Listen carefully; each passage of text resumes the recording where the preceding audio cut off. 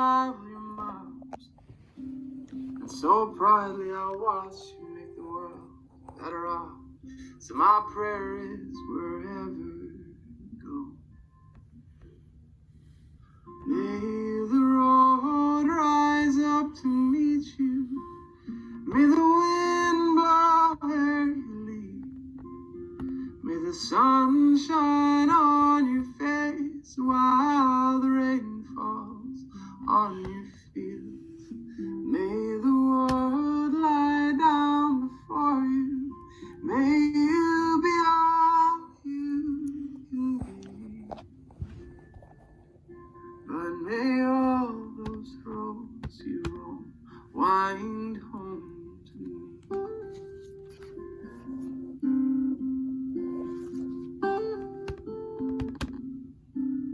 And I'll be at your games, 'cause my folks did the same. And I'll pour your first glass of Bordeaux. Oh, watch me ruin your palate for anything else. So in your youth, you can't afford to get drunk. And oh, there's lips to be kissed, and there's ones to be missed. And you won't keep my 2 cents for long. So you'll make your mistakes like your man dad did, until one day you stumble on love. So may the Lord be kind to keep you, and may the devil fear your reach. May your pockets fill with gold, and yet your heart be void of greed. May the darkness bow before you. May you find the light you see. But may all those roads you roam wind home to me.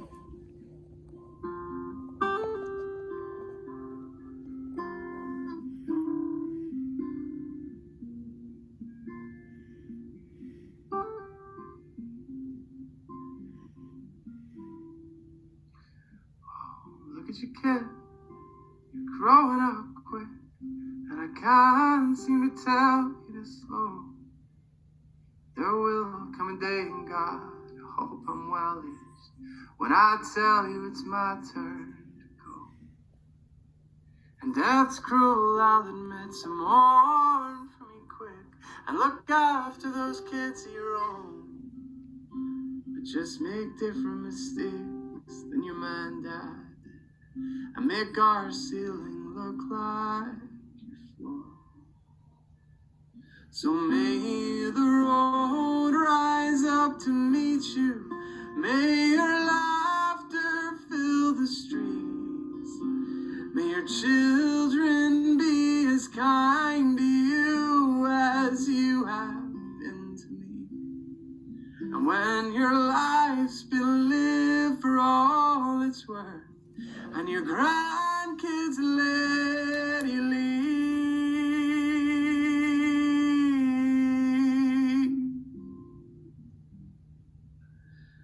may all those roads you roam wind home to me. May all those roads you roam wind home.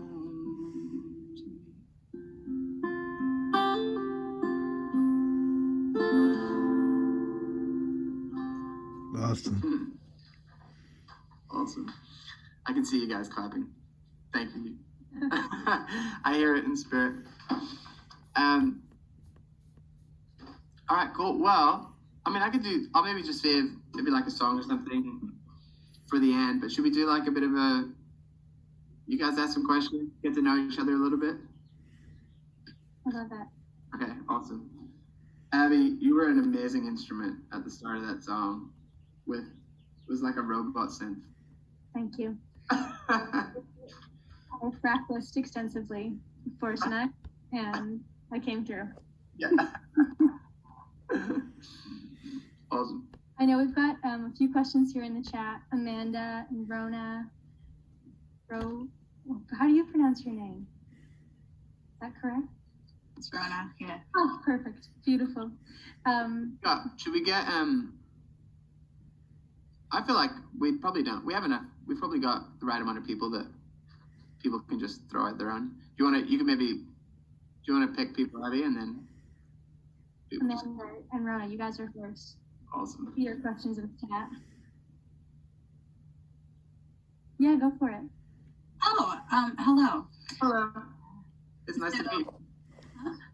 Nice to meet you. Oh, nice to meet you too. Thanks for starting with Highlands, by the way. We love that song. Oh, awesome. Bang. I was just wondering if you prefer playing keys or guitar, and then like, what did you learn how to play first? Oh yeah. Um, I probably prefer keys, and I think that's maybe because did I learn that first?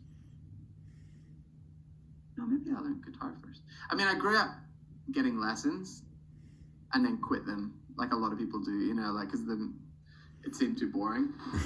But then when I was about 14, I really started to get into the idea of songwriting, and so I kind of started learning instruments the way you do that.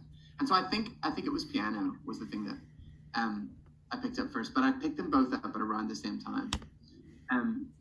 I think that was right. It was piano first, and then I started playing guitar because I wanted to know how to play Knocking on Heaven's Door, and I didn't feel like it felt right on the piano.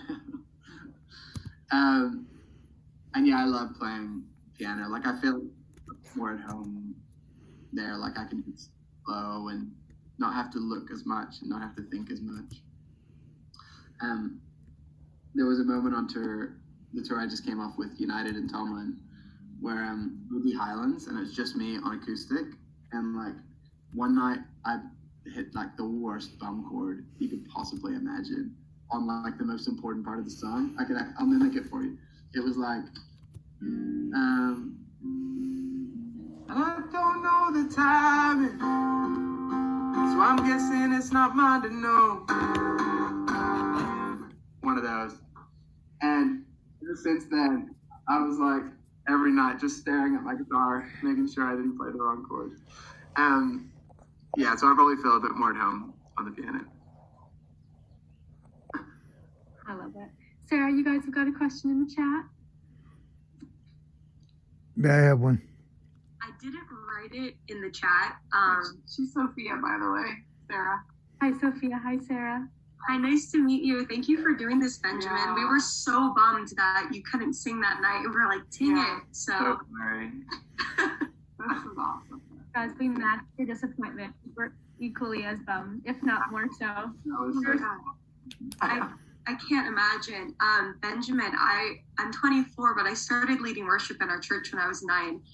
So I get that completely, that desire to want to play and like especially usher people into the throne room of grace, and you're like, I can't, like my voice is gone. Yeah. But yeah, I have a couple questions if that's okay. Is it okay that I ask a couple or just want to? Okay, so I am a huge fan of obviously Homeward. I love that you did that little mashup with Highlands. That song is really special to both of us, actually. We were volunteering with, what was it, Compassion? Mm-hmm. We were volunteering with Compassion International during the 2019 Hillsong Tour. And that was really big for us during that time, so thank you for that. But I especially love the song Seasons from the Christmas album. Like, the night we went home from the concert when you couldn't sing, we were blasting that song. We're like, this song like makes me feel alive. Like God has anointed you so much for songwriting. And as a fellow singer-songwriter myself, I've always wondered, like, how do you manage, I guess, to find inspiration to write so poetically? Your songs are quite wordy, and I love that. And so I've been very inspired by that. So I want to hear anything and everything you have about that. Okay, no, it's a great question. So yeah, they are very wordy. Maybe some of them are a bit too wordy, but I think lyrics have always been the thing that has made me excited. So I grew up. My dad was a lyricist. He's like always written songs, but he would focus specifically on the lyrics. And so I guess it's always been a big focus of mine, and he would always talk about lyrics and songs. I love old hymns, and I get super inspired when I just go through and read them, because the attention to like the I just think the writing's incredible because the thoughts are so deep and profound, and they have to be because the ones that we're reading are the ones that lasted like 100 years. So there's something in them that carries more than just a good lyric. It's like a really deep truth, and so I think that has inspired me to try and go after that. And I've been really lucky with some of the people around me, like Joel, who is very much inclined that way as well. And so many of the songs we've written will come from just like big conversations and late nights, just talking about God and talking about these sort of, like deep truths, if you will. And so, but practically, I think I kind of wove it, for me personally, I think as a writer, you got to find your own voice. So it's one of the most important things, because then you're properly expressing yourself as who you want to be. And I think that about everything. Like, it's kind of like whatever you're doing, you want to have your own grace to it. You want to have your own voice, be yourself within it. And so for me as a writer, I think I figured out being myself kind of had this almost like hymny, sort of like a new hymn kind of feel to it, if that makes sense, or like a new, like it's a bit Irish, I guess, like whatever that is. And yeah, so I've always tried to be true to that and make sure each line felt like authentic to me as a writer. And obviously when you're collaborating, your styles merge, and that's one of the beautiful things about collaboration. But yeah, I guess that's maybe why I've used it as a, does that make sense? I love reading through old hymns, so that would be one of my main points of inspiration. And I do find I write better when I'm listening to sort of like pretty intellectual like podcasts or that kind of thing. It helps me. So cool. Guy, I know you had a question. Yeah. Well, it's basic. I'm a Marine veteran. Where do you live in Australia still? Yeah, so I'm in LA now, actually. Okay. I'm in San Diego, so it was Awesome. well. My friend took me to see Chris Tomlin at the sports arena, and I had never seen you guys before, and I was amazed. I was just amazed. Well, thank you so much for coming.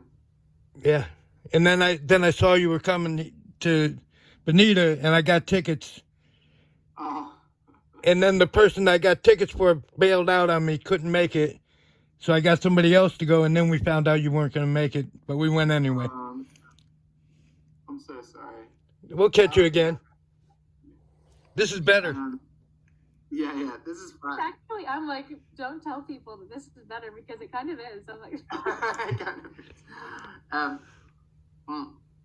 That was actually a really fun, that United Common night that you're talking about. That was actually a really fun night for us and really important. Because to be honest, there was a lot going on in our world. Yeah. And we didn't know if we were going to do the tour. And that night, we were at the venue having a band meeting, like literally like 2 hours before, being like, are we going to do this? Oh, wow. If we're going to do it, why are we going to, like, all this thing. And that night for us felt really profound and solidifying because we just really felt God was in it, and people of San Diego were just so beautiful, and it honestly was really, really special.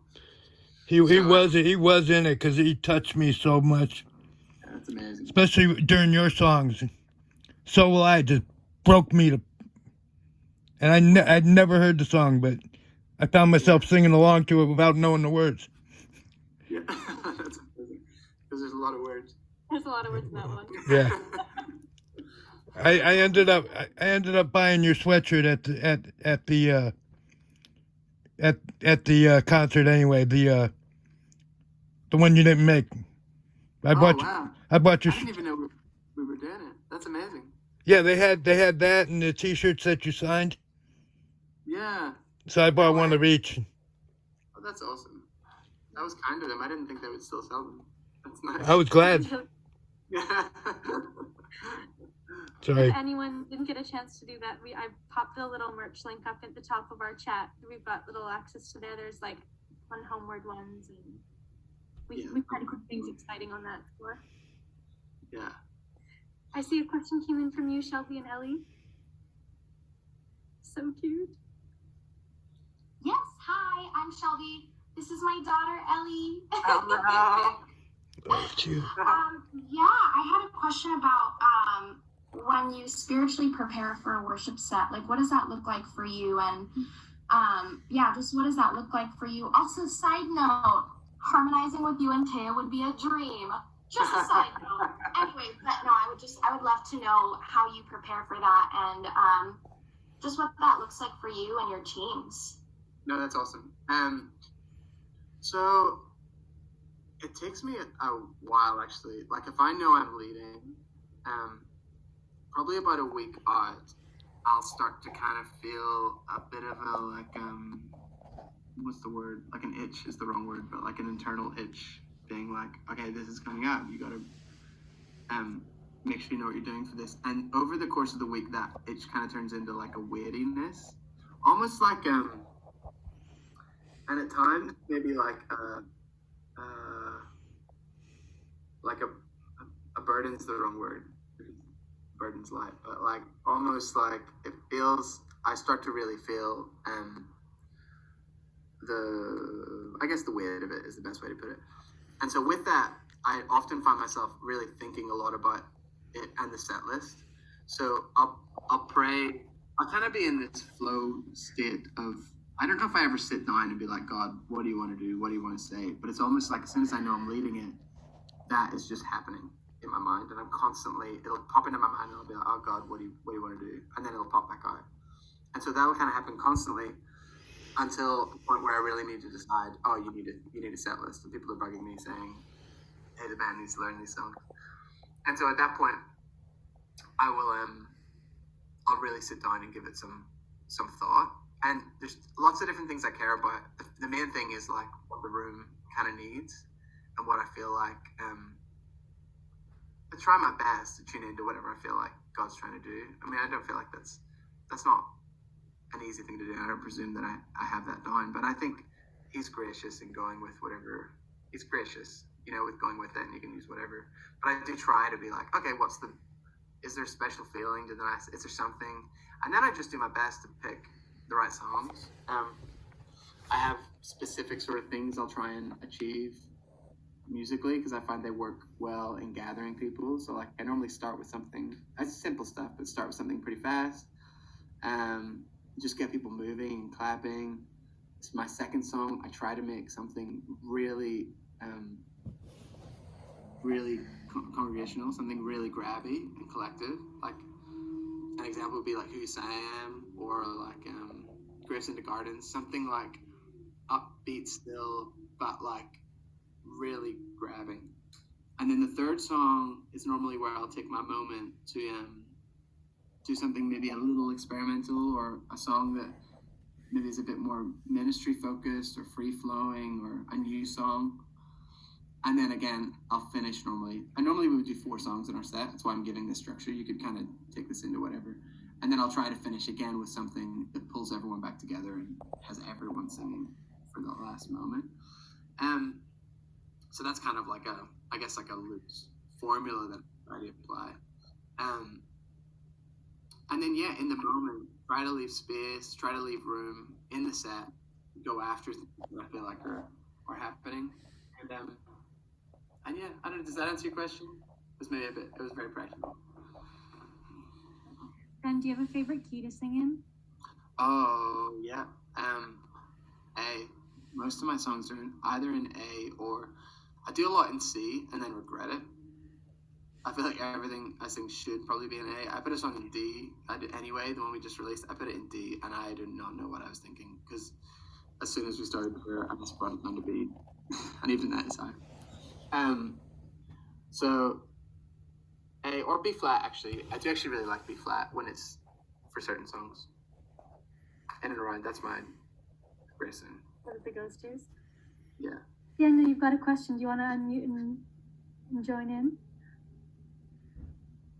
Test. Yeah. We got you. Okay. Yeah, I just wanted to mention, I really like Solo I think it's a masterpiece. I was just wondering, what was the most satisfying part of creating that song? Well, that's a good question. Yeah, I mean, that song was so fun to write. So it took quite a long time, but it's probably one of most songs I find when they take a long time, they kind of end up actually getting worse. Whereas that is one of the few I've had that just felt like it kept getting better and it kept feeling like there was a grace on it, if you will. So we I started it with my buddy Michael Facken, who does a lot of the Young and Free stuff. And when Joel heard what we did, he was like, "Oh, hey, can I?" He's like, "I think this is really cool. I have an idea. You mind if I jump in?" And I was like, "No, of course." And so what we had was like the 100 billion galaxies, and then he saw that and saw the 100 billion failures, and then from there, I was like, "Oh wow."